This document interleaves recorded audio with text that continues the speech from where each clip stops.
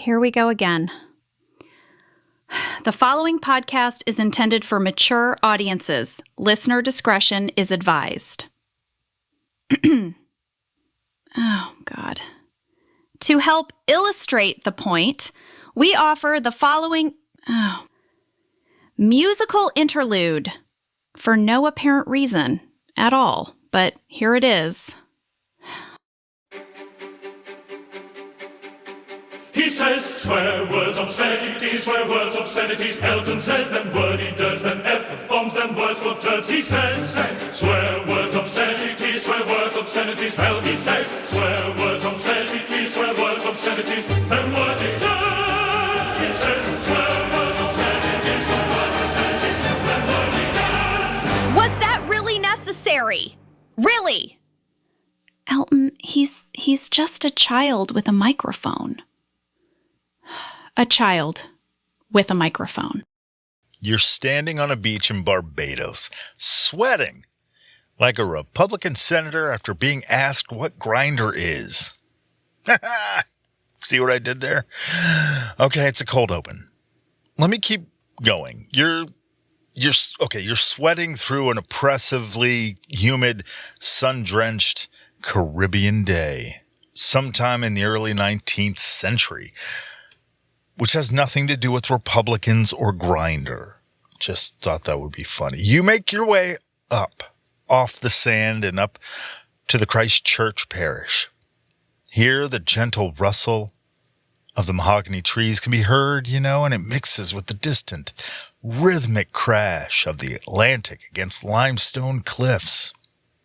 Tranquil and violent at the same time. It's a weird combination, sure, but on a day like today, nobody much notices, for this is a day for the dead. You've come to pay your respects.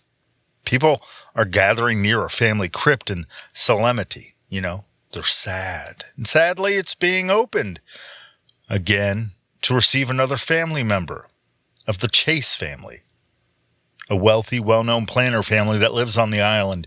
The coffin is going to be carried into the family crypt. Laborers, they're straining against the weight of the massive marble slab, sealing the entrance. And slowly, it grinds free. As the doorway opens, a collective gasp ripples through the crowd. The heavy lead caskets inside, coffins so heavy, it takes the better part of a dozen men just to carry one. They aren't where they're supposed to be. They aren't where they were left. They've been moved. And not gently shifted or pushed over slightly. Not that. No, these have been violently tossed, upended, slammed against the coral walls of the vault hard enough to break open and splinter. And yet, weirdly enough, the seal on the slab was unbroken. The slab covering the door hadn't been disturbed.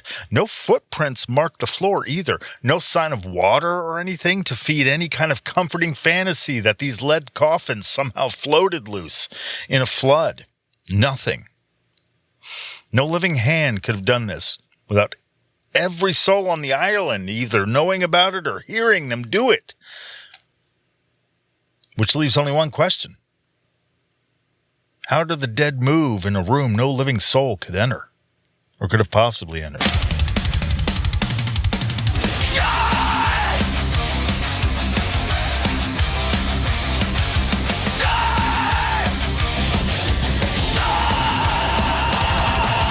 This is an Elton reads a book a week! Shut us up!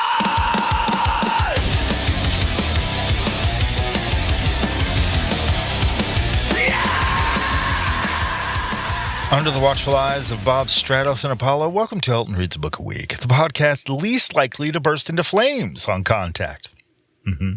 My name is Elton, and I read a book a week. This time around, it's a short-isode based on one of my favorite little articles from... Fuck, you know what? This sucks. I can't remember. I honestly can't remember where the hell it even came from. Usually I can, but this time my brain just said, nah, You're on your own, dickhead. Which honestly, I mean, fair enough. My brain has had to hang out with me for my entire life, so I get why it needs a break sometime. I'm me. I live with this all the time. It's incredibly frustrating. I promise I'll remember what book this came from before this gets uploaded. I promise. I'll say something about it, and I'll tag it in the description so you can buy it. Which you totally should. You too. You totally should, because I get a little commission, a kickback, whatever it is, and that kickback helps me keep my unemployed ass from having to sell my unemployed ass for cash. If you catch my drift, I'm the worst person that should ever be seeking sex work as employment. I am the worst candidate for that. What a fucking absolute disaster that would be.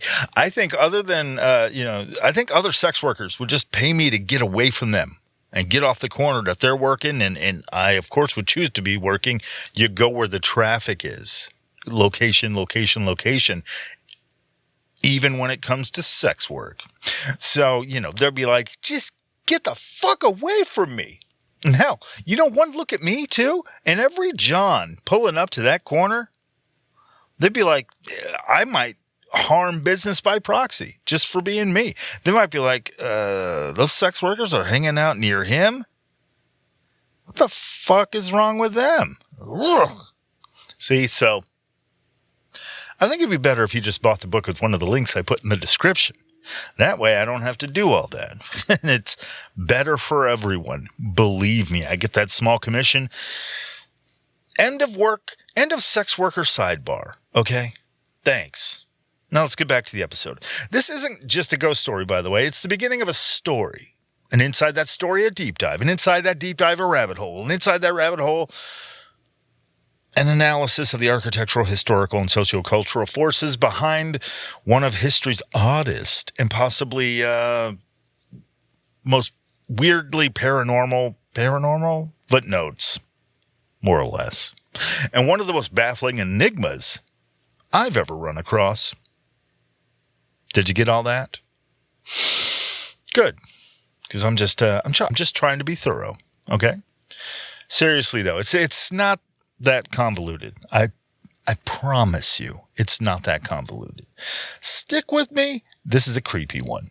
This is a very, very weird, eerie story of the Chase Family Crypt, one of history's weirdest locked room paranormal mysteries, and one that freaked me the fuck out as a kid. Seriously, it was one of those stories that scared me enough to make me have to pee, but also scared me too much to actually go pee. You know how that is. So let's begin. DJ, drop that grave-shifting beat.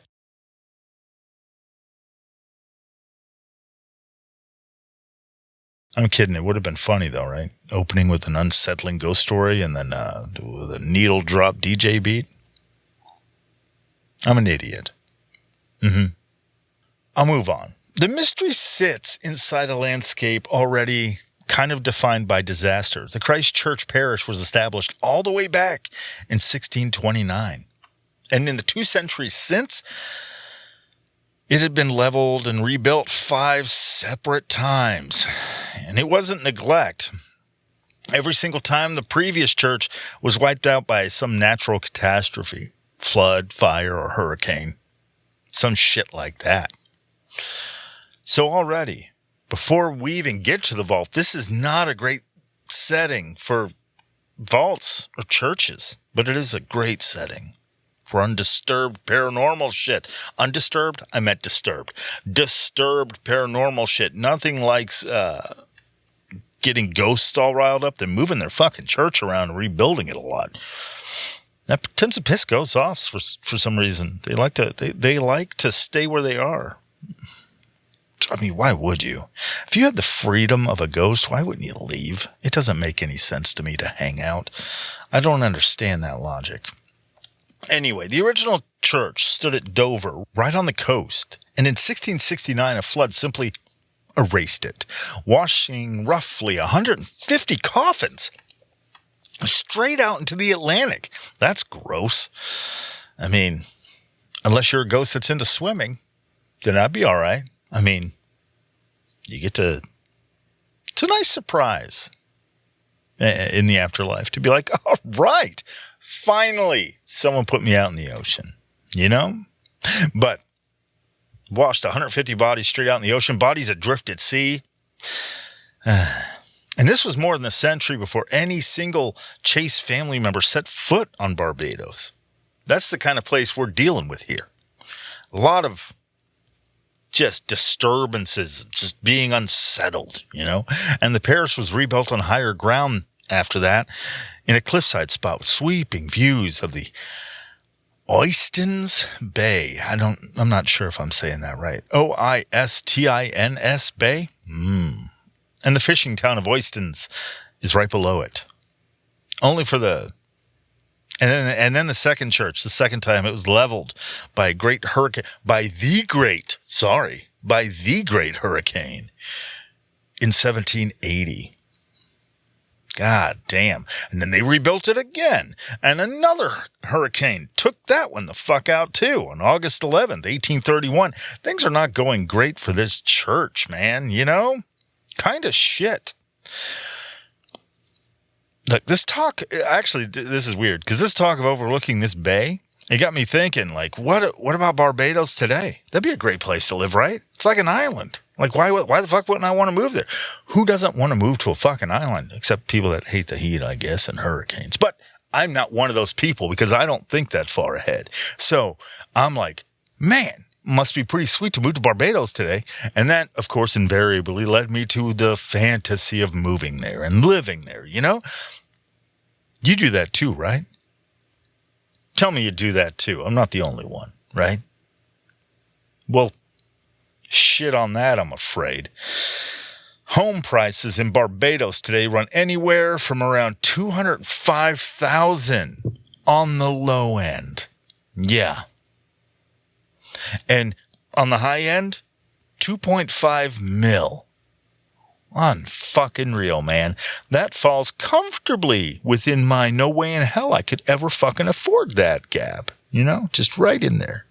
Very comfortable like. Barbados is very much the island going on the fuck off, poor guy, you're never going to live here vibe. But god damn is it pretty. It is pretty. No wonder Rihanna lives there. Which, by the way, saw her house. Goddamn huge. It's like if a hotel and a mansion fucked, that's her house. It's huge. It's huge. God damn. And it's in hurricane. It's like right in a hurricane alley. So, I mean, how many times are they going to rebuild that shit? But god damn. So if you want to keep me from starving to death, and still never affording Barbados, you can join my Patreon. It's $4 a month, and you get extra podcasts, exclusive artwork, links in the episode description. How smooth as fuck was that segue, by the way? I just threw it in there, just couched that shit. It just dropped right in. Anyway, I'm still going to be priced out of that housing market, even if 10,000 people signed up for my Patreon. And I mentioned the hurricanes, right? Can't fuck with hurricanes, man. They will absolutely destroy every church and you. So I don't know. But still, join the Patreon. It's those same hurricanes, by the way, plus a handful of other disasters that wiped out nearly all of the Christ Church's official parish archives, too, which we'll get into that later. It lends itself to conspiracy. Which means everything we know about what happened isn't in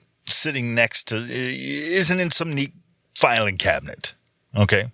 No verified government file. It's scattered. Everything we know is scattered across secondary memoirs, private journals, and letters people wrote to their friends. And here's where we get to it. If you're skeptical, okay, it's a little convenient, right? Just write it off as made up nonsense. These people are all lying. It's people wanting their area to sound cooler than it is. Everyone knows everyone has seen a ghost or likes to talk about they've seen ghosts. I mean, yeah, of course. But there's no proving it, right? So kind of, if you're a skeptic, the fact that there's no official records and investigations kind of stuff around, all the records conveniently got lost, it plays into that. You're like, it's all just nonsense. But if you're a believer now, it's exactly what you expect a cover-up to look like, right? Because a file that doesn't exist always contains the real reason for what really happened, doesn't it? It's always just right there, just out of reach.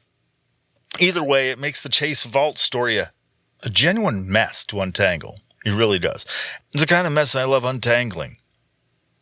The vault itself predates the Chase family by about 70 years. Built around 1724, it was commissioned for the Waldron family.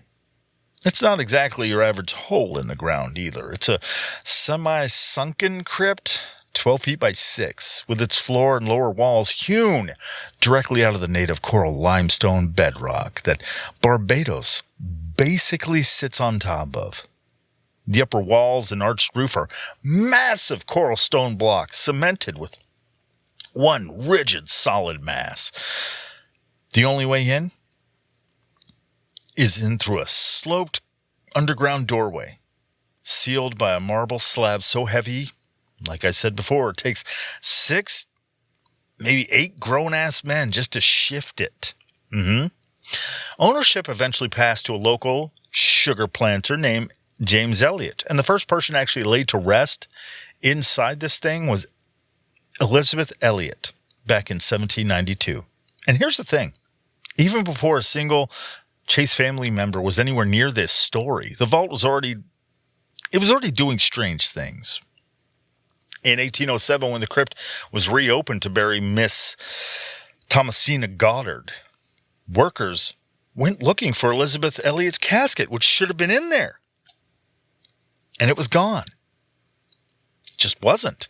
There's no explanation, no record of it being moved. It was just gone. Not long after that, ownership of the vault eventually passed to a wealthy and, by every account, thoroughly unpleasant piece of shit planter named Colonel Thomas Chase. And that's where things start to get fucking weird. In February, every time I say February, it's terrible. Every time. It's the word was not made for my mouth. My mouth just decides no. I think it's the Ruary portion of February that fucks me up. And I know I just said it right now, and it doesn't count because it's not talking about. Okay. Fuck. In February of 1808. I'm sticking with that. The first Chase family member goes into the vault. Colonel Thomas Chase's daughter, Mary Ann Maria Chase, just 2 years old. It's so sad when they go that early, isn't it? She was sealed inside a heavy lead casket and laid beside Mrs. Goddard's wooden one. Nothing strange happens. The vault's opened. The tiny casket is placed inside. And then the slab is resealed. Ordinary. Quiet.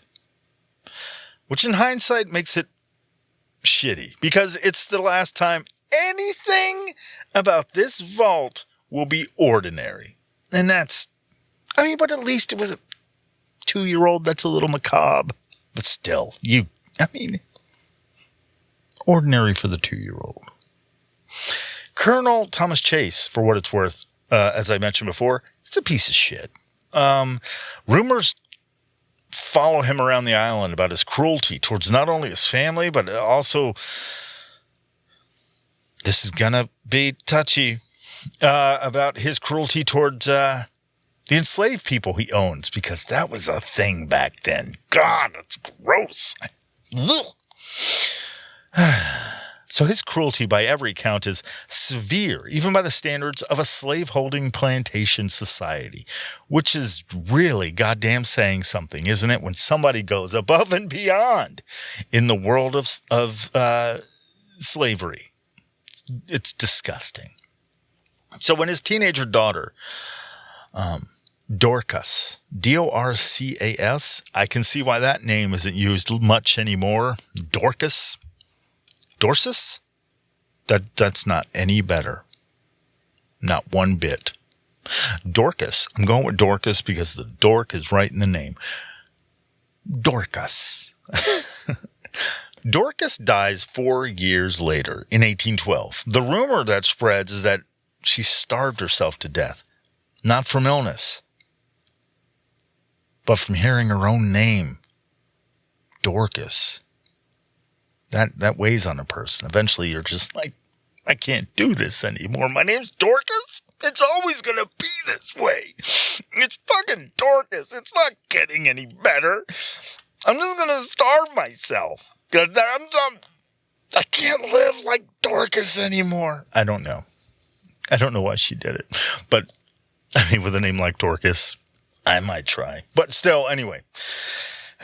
It's spread that she starved herself to death. It was not because of her name. Not from illness, not from accident, but as a way out. Maybe she just didn't like Barbados. I mean, I don't know why you would, other than the housing market. But still. Whether that's literally true or just some story people told because it felt true, either way, it should tell you something about how her father was regarded. Maybe she was just trying to get away from him.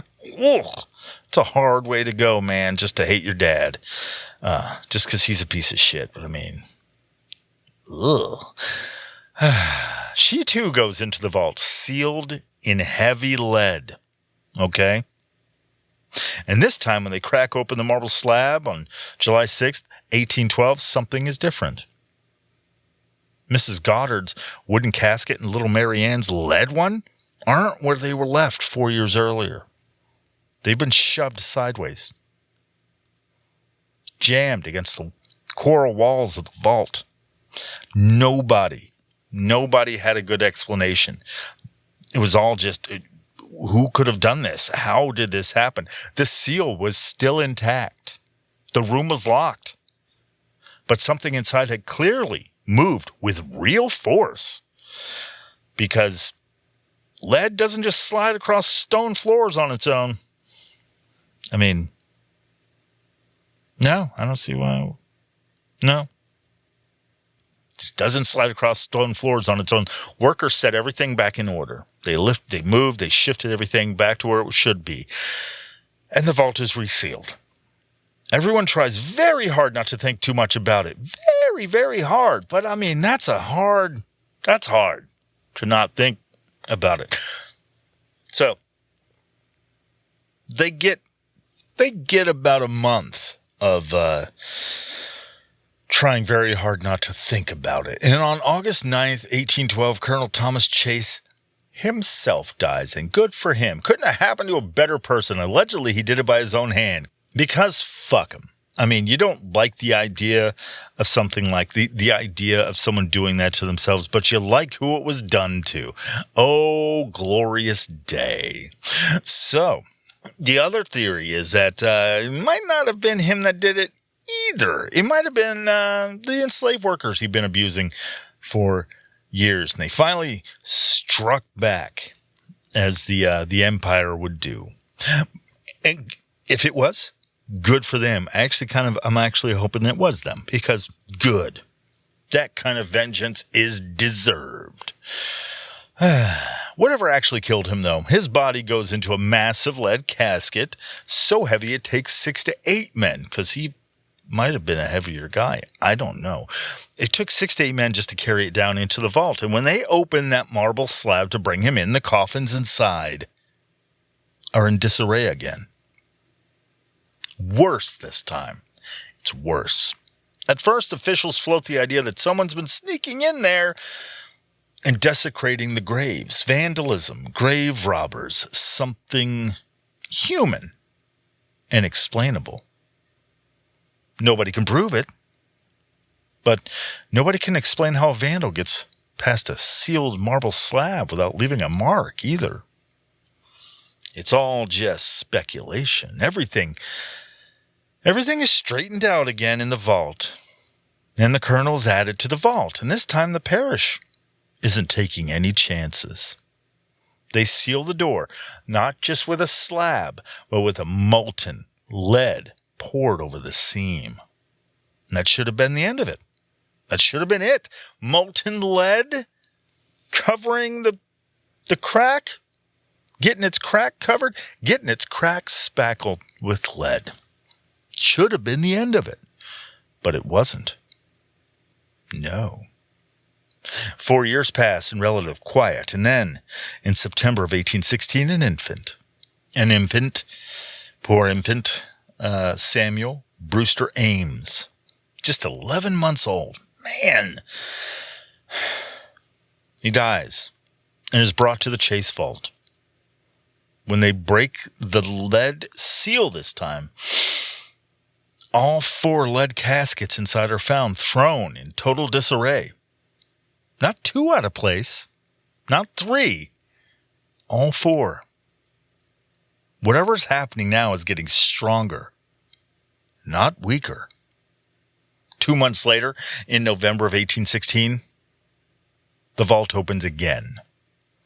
This time for the remains of Samuel Brewster, a family relative who had been killed earlier that year during Bousa's Rebellion, which was the largest uprising of enslaved people in Barbadian history. Good for them. It's Samuel Brewster's body, whose body is now being moved from its original grave at St. Philip's Parish into the family crypt. The disturbance this time is so violent in the crypt that Mrs. Goddard's wooden casket, the same one that survived being knocked around since 1812, finally just gave out completely. It's found smashed apart, disintegrated. The workers have to gather the broken fragments by hand and bind them together against the wall because there's nothing else to be done with them. It's so absolutely smashed. By July of 1819, when Thomasina Clark is laid to rest, word of what's happening inside the Chase vault is spread across the entire island. This isn't a family secret anymore. It's public notoriety. The kind of story dinner parties are built around, and weird sex things, I'm pretty sure, maybe. People are into weird shit. You don't know. You can't prove me wrong. You can't prove me wrong.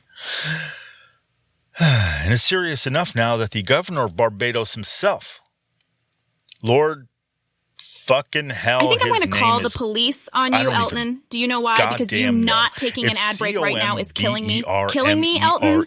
Take a damn ad break Combermere? already. Jeez. What are these names? Just have a... Lord Combermere. I'm going with that. Dorka. Lord Combermere, a decorated cavalry officer who'd served under the Duke of Wellington, came to personally oversee the burial. Oversee. Before anything else, he inspects the vault itself. Every wall, every archway, checking for a hidden passage or hollow space, some alternative way in. There isn't one. After the coffins are put back in order, Combermere decides he's done guessing. He has the door resealed. Not with lead this time, but with fresh cement. And then, along with the other officials present, he presses his own personal signet ring into the wet cement, right alongside theirs. So there's no question later about whether that seal was ever broken. It's a trap, a good one.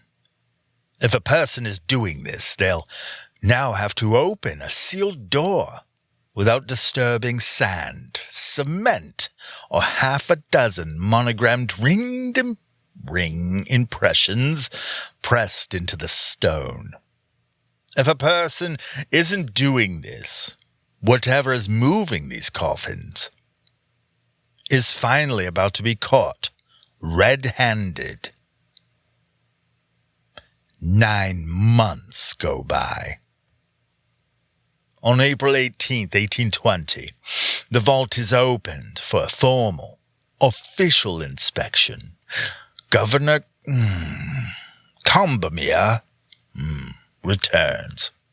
This time with a proper party of witnesses. Chief Justice Nathan Lucas, a respected local scholar, who will later write down everything he sees in painstaking detail in his own private journal. The rector, Thomas Harrison Alderson, who has quietly recorded every burial in the official parish register, but, tellingly, never once written a word in that register about coffins moving, saving his real account for private letters to friends instead. A handful of local landowners are there to bear witness, and a Major Finch from the governor's own staff, who will go on to sketch a diagram of exactly how he found the coffin scattered inside. A document that still exists today. They check the cement first, untouched. Every signet ring impression is exactly where it was left, sharp-edged and undisturbed. 9 months of Caribbean humidity later, and the seal has not been broken. Then they go to open the door. It won't move. Something heavy is leaning against it from the inside. It takes real effort to force it open, and when it finally gives, they find the vault is absolute chaos. Every coffin has been thrown, tilted, or overturned. Colonel Thomas Chase's massive lead casket, the one that took 8 men to carry in, is jammed upright against the wall, standing on its end, as though something had simply picked it up and thrown it there. And the sand? It's perfectly smooth. No footprints. No drag marks. No water channels. No mud. Nothing to suggest a single living thing had set foot in that room since the day it was sealed. Lord Combermere, by every account a hardened, practical military man, was not in the business of believing in ghosts. He was completely unnerved.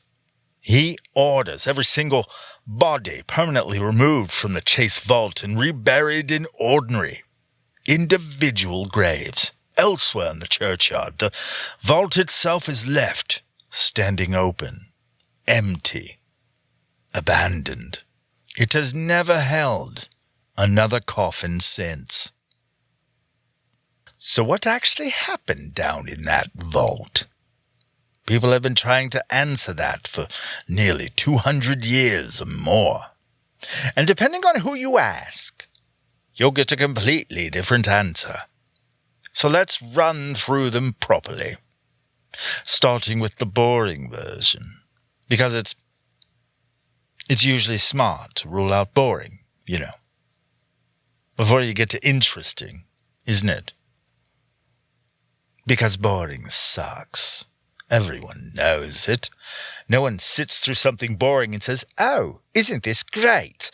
I love boring things. Boring things are so much better than fun and interesting."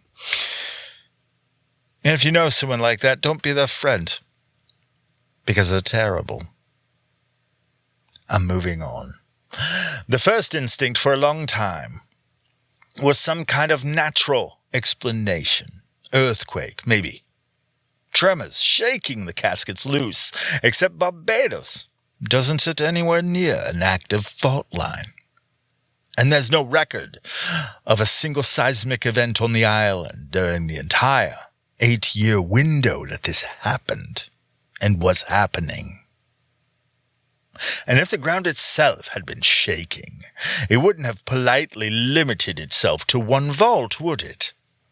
Every tomb in that cemetery should have been rattled. They didn't. Just the Chase families. Flooding. Flooding was the other popular theory. The idea that rainwater seeped into the vault and the caskets floated, bumped into each other, and settled back down wherever gravity left them. It's a nice, tidy explanation, except it falls apart on its own details. When Mrs. Goddard's lightweight wooden casket finally disintegrated, its fragments were found resting quietly, undisturbed, exactly where they'd fallen. And if you know anything about how water moves objects, wood floats first and floats hardest, long before lead does. It should have been the thing tossed around the most, not the thing sitting still. And that famous layer of sand the governor spread across the floor, no water channels, no mud lines, no erosion, nothing. If water had been sloshing around down there, the sand would have told on it immediately, wouldn't it? Shouted it out. Like a strobe light or something. Something flashy. Like a neon sign. It said nude, nude, nudes. You know, girls, girls, girls. You understand what I'm saying. It would have told on it. It would have tattled. There's even a gas theory. The idea that decomposition gas, built up inside a sealed coffin, would eventually rapture it. And actually some physical evidence for that part. One of the caskets was found with a gash in it. That lines up exactly with the kind of pressure failure. But gas escaping from one coffin doesn't explain multiple, separate, several 100-pound lead caskets getting hurled clear across a stone floor, hard enough to leave one of them standing upright against a wall, without so much as cracking the masonry. That's not a chemistry problem anymore. That's a physics problem. And the math just doesn't work. So if it wasn't nature, maybe it was just a story. And this is where things get genuinely interesting. Because the paper trail here is almost as strange as the coffins. Reverend Orderston. Reverend Orderston, the parish rector. He kept the official burial register the entire time this was supposedly happening, and in it, he records every single burial in order, without a single note anywhere. And nothing about moving coffins. Nothing. And the local newspapers of the 1810s at a moment when this was allegedly the biggest gossip on the entire island, totally silent. Not one mention. Whatever was or wasn't happening in that vault, it wasn't happening on the record.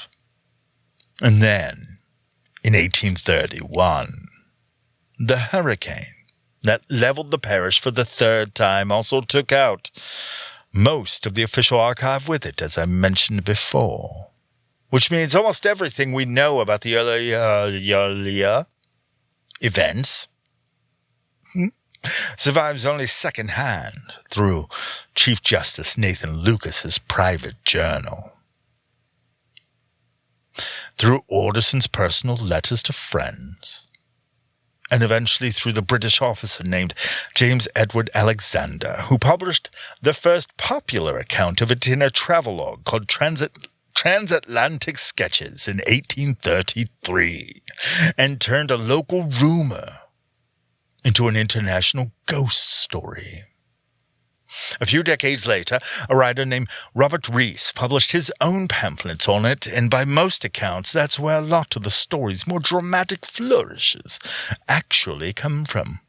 A skeptical investigator named Joe Nickel went digging through all of this in 1982 and came back with a genuinely wild theory that the whole thing might be a coded Messianic allegory. Both Colonel Chase and Governor fuck his name, Combermere, were high-ranking Freemasons. And Nickel points out that a lot of the specific details, the secret vault, white sand, sealed signet rings, line up suspiciously well with a symbolic language from actual York Rite Masonic ritual. And that's not even a one-off. Nearly identical Restless coffins in a locked vault stories show up elsewhere. One out of Estonia in 1844, and weirdly, one that popped up again in Barbados itself in 1943. This time explicitly involving Freemasons, which suggests this might not be a story about one specific vault at all. It might just be a story shape, one that keeps getting reused. But there's a third read on all this. It's the one that doesn't let anybody off the hook as easily, because everything happened inside that vault between 1812 and 1820 was happening at the exact same time as Busa's rebellion, the largest uprising of enslaved people in Barbadian history, as I mentioned before. It was against this backdrop of a planter class that lived in constant, genuine terror of Obe, a West African spiritual practice tied to protection, healing, and justice, which colonial authorities feared enough to make it illegal. Historians looking at this today point out that the very first instinct every single time these coffins were found out of place was to blame the enslaved workers on the plantation for desecrating the graves. That was the assumption people reached for first. It was only after fucking Combermere's sealed sand and signet ring trap ruled out any human being getting in or out that the explanation shifted from something a person did to something no person could explain. And Colonel Thomas Chase, by every surviving account, was a genuinely brutal man to his own family, and especially to the people he enslaved. A man that, unable to lie still in his own grave, unable to find peace even sealed in lead, under solid coral stone, is exactly the kind of image a frightened, guilty society tells itself when it can't quite say out loud what it's actually afraid of. The people they were enslaving, they were afraid of the people they were enslaving. They're racist. Racists are afraid of the people they're, racist against. Racism. So I'll get back. So where does that leave us? If you're asking for my honest guess, I'd bet on some combination of the last two, to be honest. Something genuinely strange probably did happen early on, something small enough to have an explanation that then got wildly amplified by a society already primed to be terrified, and then permanently sealed into legend by a hurricane that conveniently destroyed the once set of records that could have settled it either way. That's my guess. I want to be very clear that it is just a guess. Because here's the thing. Sir Arthur Conan Doyle, the guy who invented Sherlock Holmes and wrote fantastic mysteries and detective stories, a man whose entire fictional legacy is built on rational deduction, looked at the same case in 1919 and concluded it was genuine, real paranormal activity. Meanwhile, skeptics like Nickel looked at the exact same evidence and walked away convinced it was an elaborate, symbolic, entirely human story. Two extremely smart people, same facts, opposite conclusions. That should tell you something about how solid the ground actually is here. The vault is still there, by the way. Empty, open, the slab removed, sitting in Christchurch Cemetery, in Oystons, with a little plaque nearby listing off the dates of anyone and anybody curious enough to stop and read it. Tourists walk right up and look inside it today. And in 200 years, nobody, not a governor, not a skeptic, not the author of Sherlock Holmes, has ever definitely proven what moved those coffins in a room when no living person could enter it. To this day, nobody actually knows for sure.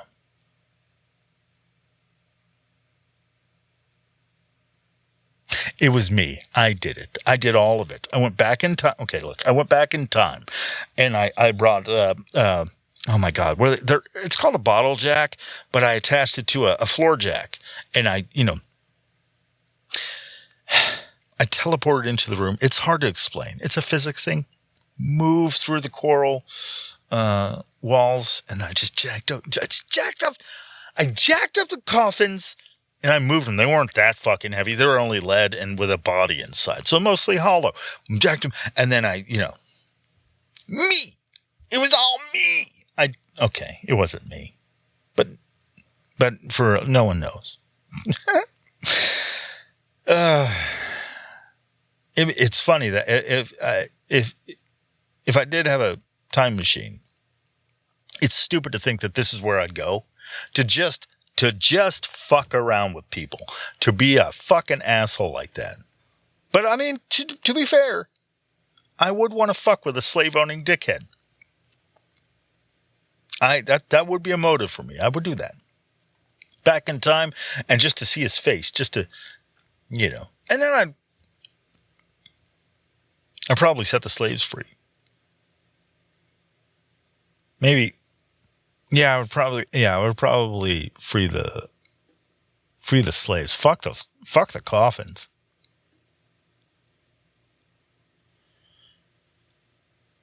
If you enjoyed this episode of Elton Reads a Book a Week,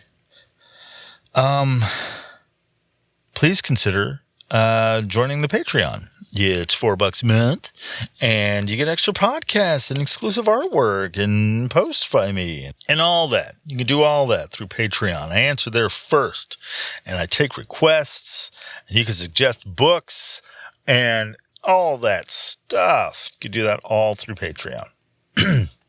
So there's that. But if, you're not in a financial way to do that, I know I'm not, Jesus. Then you can follow me on all the social media stuff, and you can contact me at eltonreadsabookaweek@gmail.com. That helps. Sharing the podcast helps. Subscribing wherever it is you find it on YouTube. I need loads of subscription people there. Subscription people? I think they're called subscribers, Elton. I need a load of them on YouTube. That would fucking help. But you can join over there and like, subscribe, share the podcast wherever you want, and, all that stuff. And above all else, thank you for listening. That I appreciate the most. And for God's sakes, read a book this week. Don't let them die out. Huh? I don't want to do that. Thank you again. Thank you for listening. I truly appreciate it. And Elton reads a book a week. That was. And Elton reads a book a week. That was. And Elton reads